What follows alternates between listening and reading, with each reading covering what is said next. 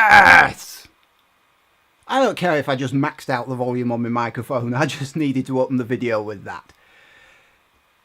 First thing that EA did, in response to all the microtransaction loot box controversy bullshit, first thing they did was they tried to lower the price of the loot boxes by 75%, but they also lowered the rewards from the missions as well.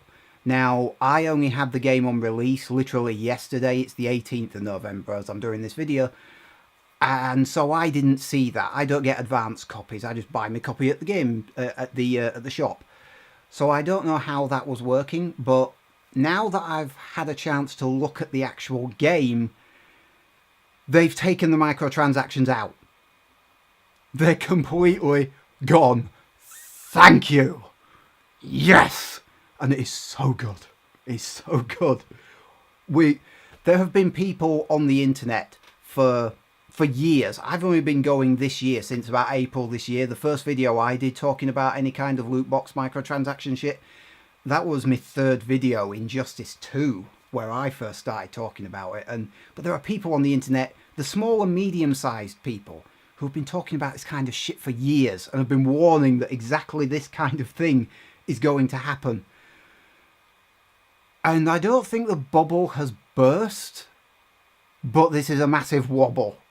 And it is so glorious. Oh yes. It's such a big deal that mainstream media have picked up on it. And this is why I've got the BBC News page on screen. I'm going to go through a few websites and how they're covering this. And yeah, games publisher EA has suspended in-game purchases for its latest Star Wars title, Battlefront 2, following criticism from players. I wonder why. This kind of thing has been coming for a long time. They've been putting microtransactions in every bloody thing, and yeah, this is good. This is good. The only issue is that it has said the ability to buy in-game currency would return. It's temporary. It's like the Sith. They never really go away. But it's good. So, yeah, Insidious. You can read through this if you want. It's on the BBC News page. You have to go to the technology page to find it. But with the microtransactions, yeah, costing so much. I mean, this quote here, Andrew Rayner, in a review for Game Informer, said the game was diseased by an insidious microtransaction model that creates an uneven battlefield, because the microtransactions were fueling the sale of the loot boxes, and the loot boxes drop equipment and star cards, which improve your abilities on the battlefield in-game. So it's kind of pay to win. Now, I'll talk about how the game actually does things now as I'm playing it in a bit, but that was how it was before it was released, not so much now. And EA brought out a statement saying, sorry, we didn't get this right. No shit. It exploded in your face. And if you go across to the Battlefront 2 Reddit thread, that's a tongue twister, you can see the kind of comments they've left. Today and tomorrow are the best days to make yourself heard to Disney. The GameStop in my area is actively discouraging people from getting Battlefront 2. The shop is saying to people, don't buy it. Don't buy the thing that we have for sale. Massive. What you guys have done here on this subreddit is the first real consumer rebellion in the history of gaming. For that, I salute you.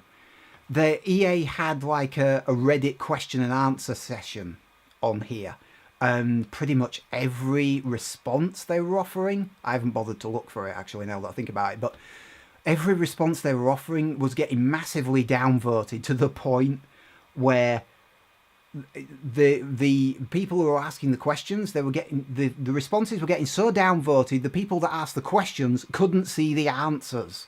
The moderators had to manually link to the answers to make them visible. And allegedly, one of those responses is the most downvoted comment on Reddit. But Reddit has already said, there is a statement on Reddit somewhere that I saw, and they say that they don't keep stats, so they don't know that for certain. But everyone is getting to know about Battlefront 2. Today at work, a local radio channel reported every 1 hour about EA, Battlefront 2, and suspected gambling in PC games. I'll come to that in a minute. Everybody in the industry is watching the drama unfold. The future is clear. No outrage and memes will matter if they're followed by tens, hundreds of millions earned by EA on in-game purchases. Your wallet has a way louder voice than you. Yeah, it does. We'll have to wait and see. And I'll come to the financial thing in a minute, because where is it? Number one article on CNBC: Wall Street is freaking out as EA caves again to social media outrage over its Star Wars game. And here it is. Here's the article.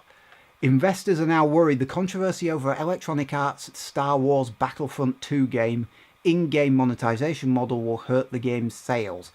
Good grief, I've got a really itchy nose, sorry. I don't know if it'll hurt the game's basic sales. I'm not so sure about that. It might have some sort of an impact, but I still think this game is going to sell super crazy. I'm just hoping the microtransactions don't sell crazy, because that is what bothers me the most. See, microtransactions in a free-to-play game, they're fine. They're fine, because how else is the free-to-play game supposed to support itself? And then you've got loot boxes, like in Mass Effect 3's multiplayer or Garden Warfare 2. And I kind of like opening random loot boxes and getting random stuff out. It is kind of exciting. But I have never paid a penny towards them on either of those two games. Never, ever, ever. Some people do. Which leads me to this.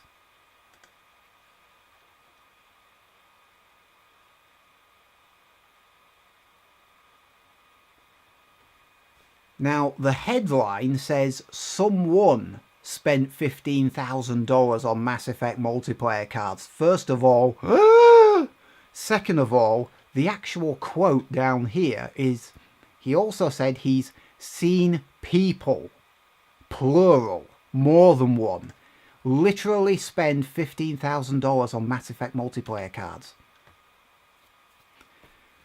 More than one. People spend this kind of money. When some people come out and say, oh, the microtransactions and spending on the loot boxes, it doesn't really affect me, you know, because I don't buy into them. It doesn't matter. Because there are some people who do buy into this kind of thing. A shitload. And some people can't help it. Because, it's like, for example, Jim Sterling, he describes himself as having an addictive personality. And when he sees this kind of temptation in games, he can't help it. He's got to at the very least consider it. It's something up here that he just does. And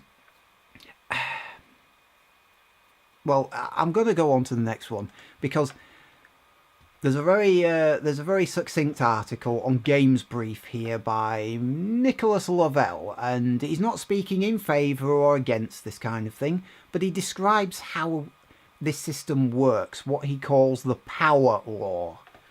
And it's about this concept of players being minnows, dolphins, or whales.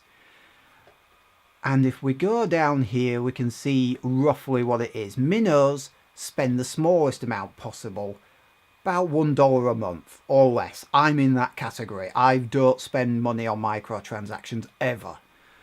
Dolphins spend a middling amount, typically $5 a month. Whales spend a lot, typically $20 a month. And by the way, that's $240 for a year. But, I mean, there's freeloaders, but that's different, he says.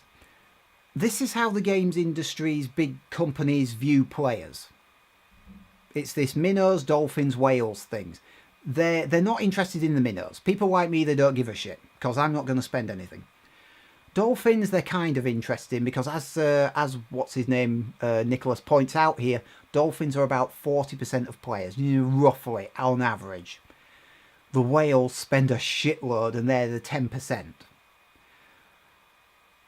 And when some of them are spending this amount on games, you can see why games companies will want to do this. Now, He points out an interesting point which hadn't properly fully occurred to me in my mind, but I kind of always been aware of. It's about understanding the power law. Right? Free-to-play not only removes barriers by letting players play the game for free, obviously, because he's talking about a free-to-play model here, which is what this should be. It also removes the upper limit on how much a committed fan spends by removing the purchase price. So if the game is priced at 40 quid, but then you've got a free-to-play game over here that tempts a player into spending 40, 50, 60, 70, 80 quid, that game's got more money out of the player than a game that just charges the 40 quid. It lets people play the game for free, but removes the upper price point. So there's no limit on how much people can pay. And this is getting, as I say, this is not only gaining attention as it has for years from the small and medium-sized guys, it's getting attention from the large gaming media outlets and media outlets in general. It's created so much attention. Star Wars Battlefront 2 loot boxes are now being investigated by the Belgian Gaming Commission. And my computer has chosen this exact moment to lock this page up. Thanks for that. But the gist of this is that the Belgian Gaming Commission is now investigating to see whether not only Battlefront 2 but Overwatch's loot boxes system, the microtransactions, constitute gambling. Now I honestly don't expect much to come of this, if I'm being honest, because the companies can always argue that, well, you can get the loot boxes without paying for them. You don't have to pay for them. It's not compulsory. And in addition to that, there's a couple of updates. Apparently the Dutch Gambling Authority has gotten in on this, and they've launched an investigation as well as to whether games with loot boxes are games of chance, which effectively boils down to the same thing. And Eurogamer, who's this website, request for comment, EA issued a statement basically saying, well, loot boxes are exciting. They're an exciting way of getting extra loot. A player's progress within the game isn't limited to the microtransactions. The microtransactions and loot boxes don't stop you from having fun.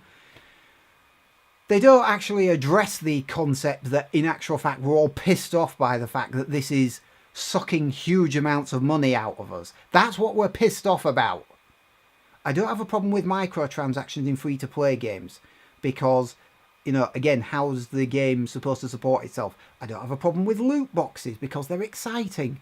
It's when those two come together and when you start buying random shit. When you don't know. I'll say this for Assassin's Creed Origins. I didn't really like that game, but at least it showed you what you were buying. It wasn't randomized stuff you were buying with the microtransactions.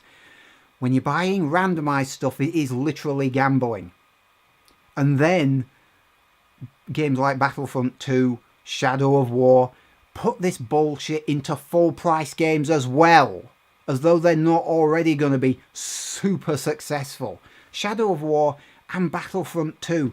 I mean, as I said, the investors are worried that this game isn't going to do well. Of course it is.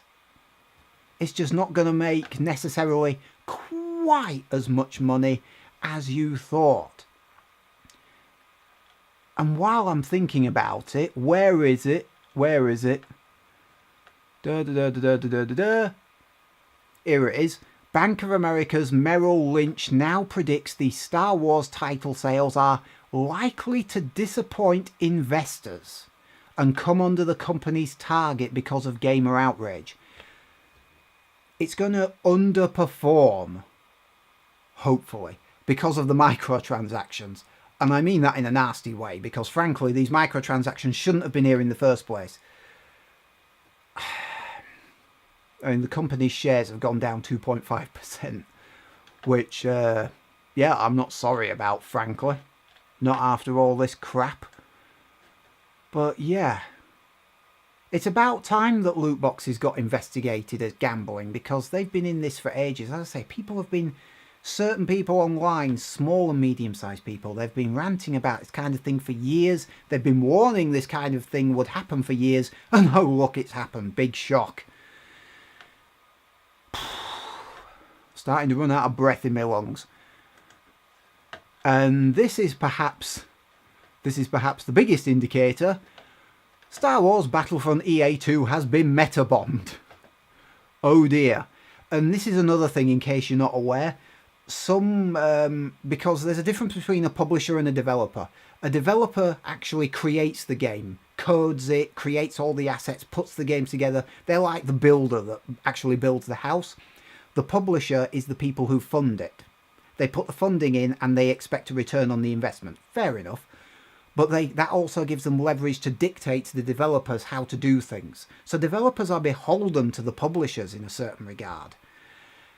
And some publishers, as part of the contract with the developer, they insist that the game, sometimes it's written into the contracts, into the actual contracts that the developer signs with the publisher, that the game has to earn a certain Metacritic score. A minimum score on Metacritic. This is actually written in. So I don't know if this is a thing with Battlefront 2. I don't know if that's written into the contract for Battlefront 2 between the developer and the publisher. But I've got a feeling that they're going to be disappointed by the Metascore. It depends what any potential contract might say. But Critics Metascore, it says mixed or average, 73 out of 100. As far as I'm concerned, a 7 out of 10 is a good score. Okay, 8 is great, 9 is superb, 10 is masterpiece. This is my scale. 5 is average. But for some reason, most people on the internet and most major outlets don't seem to agree. They seem to think that 7 is average. No, it's not. 5. 5 is halfway up the scale between 0 and 10. Stupid people. Anyway, the users have meta-bombed the score, and as you can see, it's 0.8 out of 10. And if we look down here at the breakdown of the scores, 110 positive, 1400 negative. And if I pull up an image, where is it? On, again, Jim Sterling's website, thejimquisition.com, it used to be even worse. I'm thinking that Metacritic might have cleaned up some of the scores, or some of the scores may have been removed, because user score was at 276 positive, 3800 negative. But you notice the score hasn't changed. So I'm thinking they've done some cleanup on Metacritic, but it hasn't affected the score in any way, shape or form. At all. It's still at 0.8.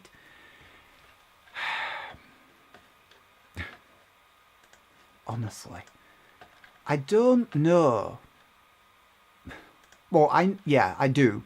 I do know what EA was thinking. EA being the greedy publisher who put the microtransactions in. They're thinking, we can make a ton of money. Blizzard with Overwatch really got away with it. Everybody just kind of went, you know what, it's just cosmetics. I like Blizzard for World of Warcraft, and the game is awesome, so who gives a shit? We're going to get in on that. And it looks like that they're taking the brunt of the heat, because this is nothing new. Games have been doing this microtransaction shit for ages, but EA is feeling the full brunt of the backlash, and there's a lot of other places that deserve it as well. Shadow of War's developer, publisher rather, can't remember what it is. But, you know, all those games, full-price games that have endless microtransactions where you can buy bottomless amounts of loot boxes or in-game stuff where there's no upper limit on how much you can spend. Oh, this feels so good.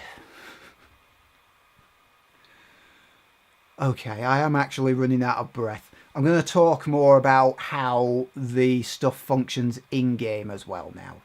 With regards to the actual gameplay, my first game was on Galactic Assault. We suffered a defeat, oh dear, 330 credits, and I achieved rank 2 by the end of it, so that was pretty quick. Second game, we claimed victory, yay, 355 credits, and by that point I was rank 4. Now honestly I'm fine with the similar number of credits, because EA has already said that they wanted the lower skill players and the higher skill players to be roughly equally rewarded, rather than the higher skill players gaining an advantage. I'm fine with that idea. So moving on, I got a daily crate. That's just a crate for signing in, logging on, whatever you want to call it. Level 1 hero card, 5 crafting parts, 75 credits. Just a smattering of stuff just to keep you going. It's not meant to be anything massive, so I don't really care about the low amounts here. Now there are 3 units of currency in this game because, of course there are 3 units of currency because it's a AAA title, and all AAA titles need millions of currency points. There's credits that can be earned in game and are used to buy the crates. Crystals are the bullshit currency and are, well, also used to buy the crates usually, but they're currently unavailable for purchase.